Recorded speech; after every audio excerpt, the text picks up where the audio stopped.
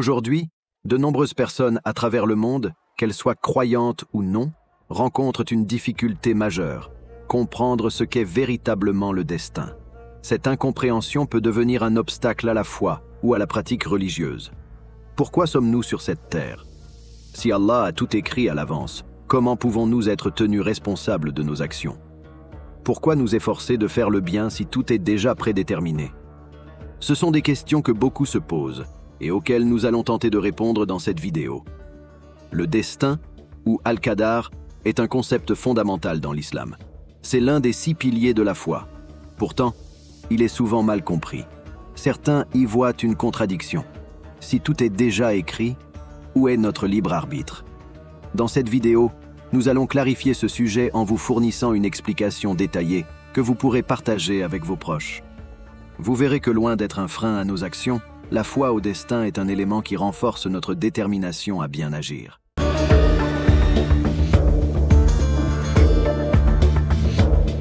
Revenons d'abord aux origines. Après avoir créé les djinns à partir du feu, la majorité d'entre eux ont désobéi à Allah et semaient le désordre sur terre.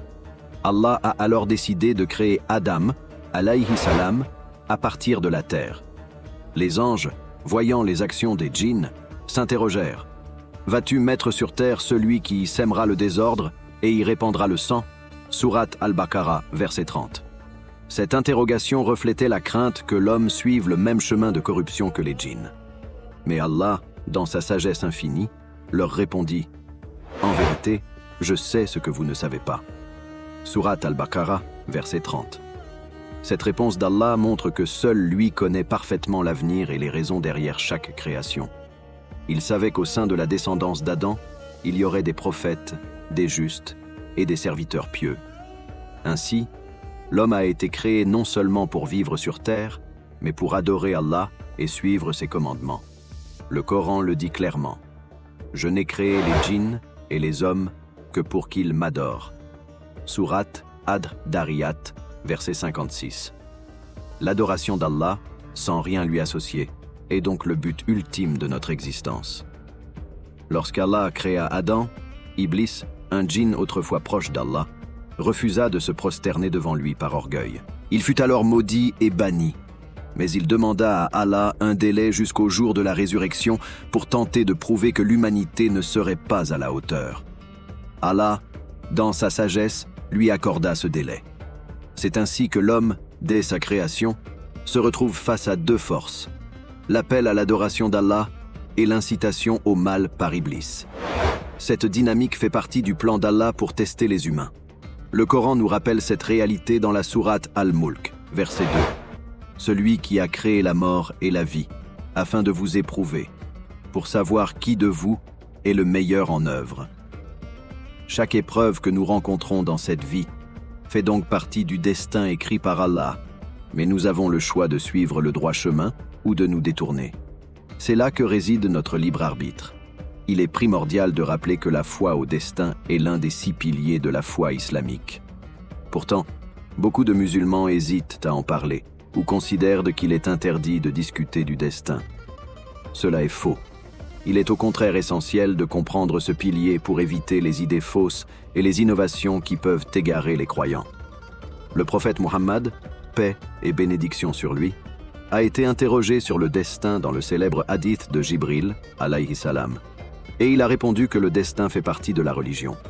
Les savants des premières générations ont largement écrit sur ce sujet, et il est de notre devoir de transmettre ces enseignements correctement. Comprendre et accepter le destin apporte de nombreux bienfaits à la vie du croyant.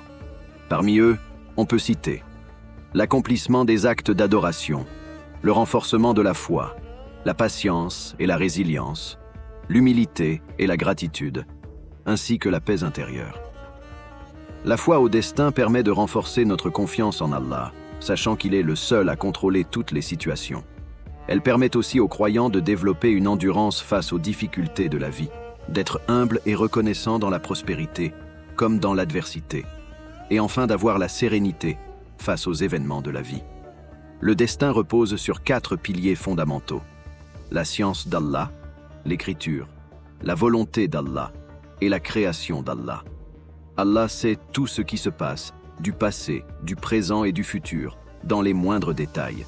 Tout ce qui arrivera jusqu'au jour du jugement a été consigné dans la Law al-Mahfouz, la table gardée. Rien ne se produit dans l'univers sans la permission et la volonté d'Allah. Que ce soit un bien ou une épreuve, tout est voulu par Allah pour une sagesse infinie. Allah est le créateur de toutes choses, y compris de nos actions et de nos choix. Cependant, il nous a donné la responsabilité de choisir entre le bien et le mal. Bien que tout soit écrit, cela ne signifie pas que nous sommes des marionnettes sans contrôle. Allah nous a donné le libre arbitre et nous sommes responsables de nos choix. Le Coran nous le rappelle dans la sourate Al-Kahf, verset 29. Quiconque le veut, qu'il croit. Quiconque le veut, qu'il mécroit. Chaque être humain doit faire des choix tout au long de sa vie. Et c'est en fonction de ses choix qu'il sera jugé. Pour illustrer cela, imaginez un arbre. Le tronc représente votre naissance et les branches représentent les différents chemins de votre vie. Chaque fois que vous faites un choix, vous prenez une nouvelle branche et c'est ainsi que vous progressez vers la fin de votre vie. Si vous choisissez le bon chemin, Allah vous guidera vers le paradis. Mais si vous choisissez de désobéir, les conséquences seront sur vous. Pour conclure, il est essentiel de comprendre que la foi au destin ne doit pas être une source de confusion ou de fatalisme. Au contraire, elle doit renforcer notre confiance en Allah et nous encourager à toujours faire de notre mieux, en sachant que tout ce qui nous arrive, bon ou mauvais, fait partie du plan divin. Nous avons la responsabilité de choisir le bien et d'éviter le mal. Et en cela, nous devons toujours invoquer Allah pour nous guider dans nos décisions. Qu'Allah nous accorde la patience face aux épreuves et la reconnaissance face aux bienfaits. N'oubliez jamais que le repentir est toujours possible et que c'est par la grâce d'Allah que nous réussirons à atteindre notre but ultime, le paradis. Si cette vidéo vous a aidé à mieux comprendre le destin, n'oubliez pas de vous abonner à notre chaîne Mieux comprendre l'islam et d'activer la cloche pour ne rien manquer. Assalamu alaikum wa rahmatullah wa barakatuh.